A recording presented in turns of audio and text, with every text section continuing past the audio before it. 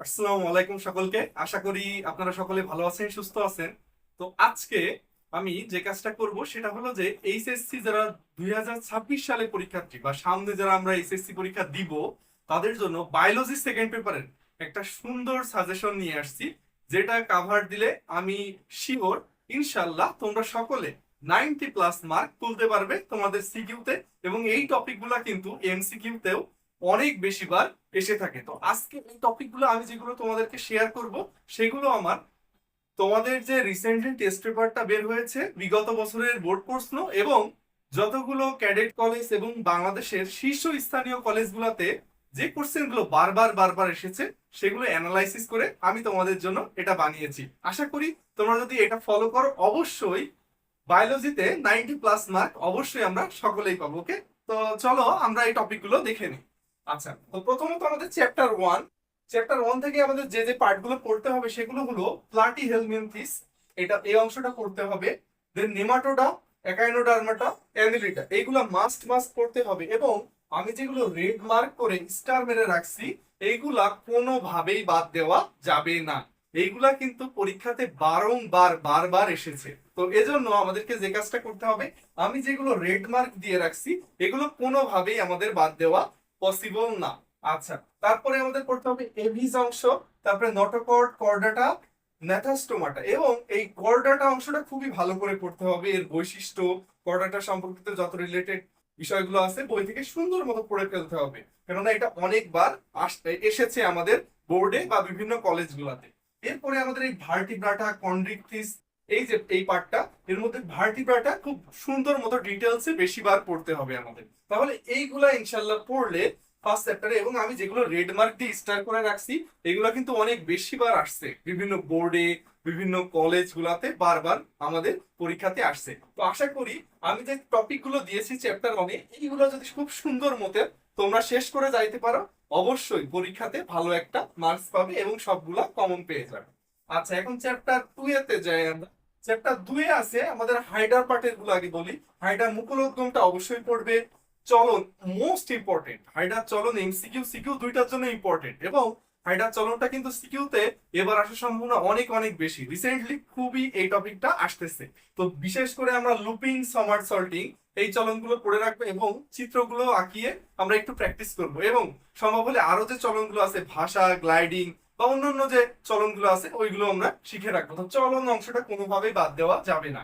আচ্ছা, এরপরে হাইডার যৌন জনন করবো, অযৌন জনন করবো। আচ্ছা, এরপরে হাইডার শৈবাল ও হাইডা ও শৈবালের যে মিথজীবিতা আছে একে অপরের সাথে বসবাস করে যে একে অপরকে উপকার করতে পারে, এই টপিকটা আমরা অবশ্যই একটু পড়বো। এবং হাইডার নিউরোসাইড কোর্স, চিত্র আঁকা এবং এর গঠন বর্ণনা অবশ্যই এটা মাস্ট পড়তে হবে, কেননা এটা অনেকবার কিন্তু পরীক্ষাতে আসছে। আচ্ছা, এরপরে আমাদের ঘাস ফড়িং পার্ট থেকে যেটা পড়তে হবে, ঘাস ফড়িং এর যে দর্শন কৌশলটা আছে, তারপরে ঘাস ফড়িং এর যে ওমাটিডিয়াম বা পুঞ্জাক্ষী অংশটা, এটার অবশ্যই গঠন, চিত্র এবং বর্ণনা অবশ্যই পড়তে হবে। এটা কিন্তু বারংবার আসছে। সো এই টপিকটা তোমরা কোনোভাবেই স্কিপ করবে না, সেটা হচ্ছে আমাদের এই 2 নাম্বার টপিকটা। এরপরে আমাদের রুই মাছ অংশে আছে। রুই মাছ অংশে রুই মাছের হৃৎপিণ্ড, এই টপিকটা অনেকবার কিন্তু এসেছে পরীক্ষাতে বিভিন্ন কলেজগুলোতে, তাহলে এটা আমাদের খুব সুন্দর মতো পড়তে হবে। এরপরে রুই মাছের শ্বাসক্রিয়া এবং বায়ুথলি, এই অংশটা অবশ্যই পরীক্ষার আগে ভালো মতো প্রিপারেশন নিয়ে পড়ে যাবে। তাহলে আমরা চ্যাপ্টার 2 থেকে এই টপিকগুলো যদি ইনশাল্লাহ শেষ করতে পারি আমি শিওর তোমাদের পরীক্ষাতে যে কোশ্চেন গুলো আসবে অবশ্যই তোমরা কমন পাবে। এরপরে চ্যাপ্টার 3-এ আসি আমরা। চ্যাপ্টার 3-এ তোমাদেরকে যে পার্টটা অবশ্যই পড়তে হবে পাকস্থলীতে খাদ্য পরিপাক, এটা অবশ্যই খুব সুন্দর মতো পড়ে ফেলবে, টেস্ট পেপার বা বই থেকে অবশ্যই পড়ে ফেলবে। এটা কিন্তু অনেকবার আসছে পরীক্ষাতে। যকৃৎ এবং অগ্ন্যাশয় মোস্ট ইম্পর্টেন্ট। এই চ্যাপ্টারে যদি কোনো পার্ট, কোনো একটা পার্ট যেটা বাদ দেওয়াই যাবে না সেটা হলো আমাদের যকৃৎ এবং অগ্ন্যাশয়। এটা কিন্তু পরীক্ষাতে অনেকগুলা কোশ্চেনে আমাদের চলে আসছে। এবং যকৃতের সঞ্চয়ী ভূমিকা, এটাও কিন্তু অনেকবার আসছে, তো এটাও কোনোভাবে স্কিপ করা যাবে না। এরপরে শর্করা পরিপাক, এটাও একটু দেখে রেখো। কিন্তু আমি যেগুলো রেড মার্ক করে রাখছি এগুলো কিন্তু কোনোভাবেই আমাদের স্কিপ করা পসিবল না।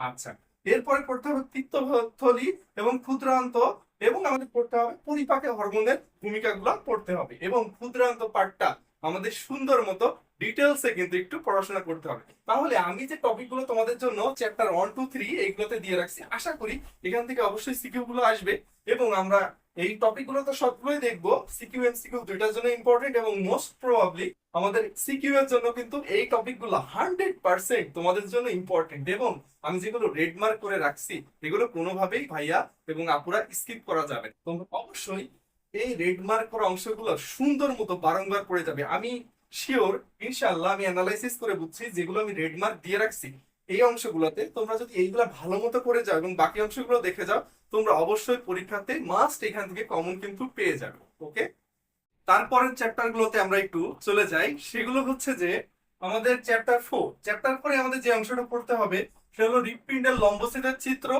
এটা অবশ্যই আমাদের করতে হবে, শিখতে হবে। কপাটিকার কাজ, হৃৎপিণ্ডের কপাটিকার কাজ মাস্ট মাস্ট করতে হবে। এটাতে কিন্তু আমি রেড মার্ক করে স্টার দিয়ে রাখছি, অর্থাৎ এটা কিন্তু পরীক্ষাতে বারংবার আসছে। তারপরে পড়তে হবে রক্ত সংবহন প্রক্রিয়া, এটা কোনোভাবেই বাদ দেওয়া যাবে না। আমার মনে হয় যে এখান থেকে যদি কোনো একটা কোশ্চেন এসে থাকে এবার পরীক্ষাতে রক্ত সংবহন পরীক্ষা, ইনশাল্লাহ আল্লাহ চাইলে এবার কিন্তু চলে আসবে এটা। এবং হৃদস্পন্দন এসএন, এইটাও অবশ্যই আমাদের মাস্ট মাস্ট করতে হবে। অর্থাৎ এই যে মার্ক করা অংশগুলা এইগুলো আমরা কোনোভাবেই বাদ দিতে পারবো না। আচ্ছা, এরপরে আমাদের পড়তে হবে মাছ ও মানুষের হৃৎপিণ্ডের গঠন ও পার্থক্য, তারপরে হার্ট অ্যাটাকের কারণ ও চিকিৎসা, পেসমেকার চিকিৎসা পদ্ধতি, তারপরে অ্যানজাইনার কারণ ও প্রতিকার, এগুলো আমাদের দেখতে হবে। এবং করোনারি বাইপাস ও এনজিওপ্লাস্ট অবশ্যই অবশ্যই এটা একটু গুরুত্বের সহকারে পড়তে হবে, কেননা এটা কিন্তু বারংবার বিভিন্ন বোর্ডে এবং আমাদের বিভিন্ন কলেজগুলোতে এসেছে।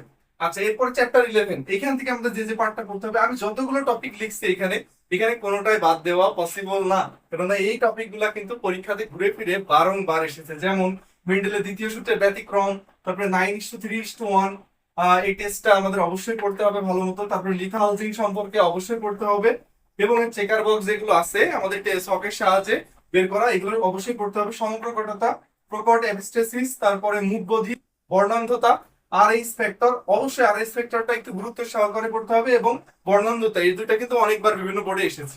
এরপরে রক্তের গ্রুপ নির্ণয় করা এবং রক্তের সঞ্চারজনিত জটিলতা।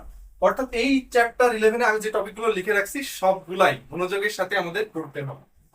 আচ্ছা, এরপর চ্যাপ্টার 6-এ যাই। চ্যাপ্টার 6-এ আমাদের যে অংশটা পড়তে হবে অবশ্যই নেফ্রনের গঠন ও চিত্র মাস্ট মাস্ট পড়তে হবে এবং আমার মনে হয় গতে এটা আসতে পারে এবার ইনশাআল্লাহ। এরপরে বৃক্কের হরমোন, বহুমুখী আচরণ, মূত্র উৎপাদন কৌশল, বজ্র নিষ্কাশন প্রক্রিয়া, এগুলো অবশ্যই পড়তে হবে। এবং বৃক্কের রেচন ও অসমো রেগুলেশন এবং বৃক্কের লম্বচ্ছেদের চিত্র, এই দুইটা পার্ট খুব বেশি মনোযোগ দিয়ে আমাদের পড়াশোনা করতে হবে। আচ্ছা, লাস্ট আমরা আরেকটা চ্যাপ্টারে যাই, চ্যাপ্টার 8। তো আমাদের কানের গঠন ও ইউট্রিকুলাস যে অংশটা আছে কানের, এই পার্টটা অবশ্যই করতে হবে এবং এটা কিন্তু বারংবার বিভিন্ন বোর্ডে এবং বিভিন্ন কলেজে এসেছে। আমার মনে হয় এটা ইনশাল্লাহ এবার আসতে পারে। এরপরে আমাদের চোখের গঠন ও বর্ণনা, মস্তিষ্কের সিন্যাপস ও করটিক স্নায়ু, এই পার্টটা পড়তে হবে। অন্তঃকরা ও বৈকেরা অবশ্যই এটা মনোযোগের সহকারে পড়তে হবে। এবং পিটুইটারি গ্রন্থি, এটাও পড়তে হবে। অর্থাৎ আমি যেগুলো মার্ক করে রাখছি এগুলো খুব মনোযোগের সাথে বেশি বারংবার পড়তে হবে এবং যেগুলো লিখে রাখছি এগুলো পড়তে হবে। কিন্তু আমাদের কোনোভাবে রেড মার্ক করা, স্টার মারা এগুলো বাদ দেওয়া যাবে না, কেননা এটা বারংবার এসেছে।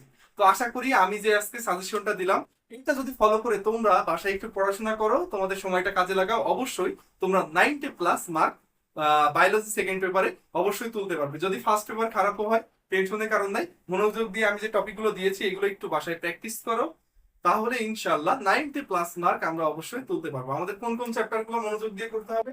1 2 3 4, তারপরে আমরা করবো হচ্ছে আমাদের 6 8 11। হ্যাঁ, এই 7টা চ্যাপ্টার তোমরা যদি মন দিয়ে করো আমি শিওর এখান থেকে মিনিমাম 6 থেকে 7টা সিকিউ কিন্তু কমন পেয়ে যাবে।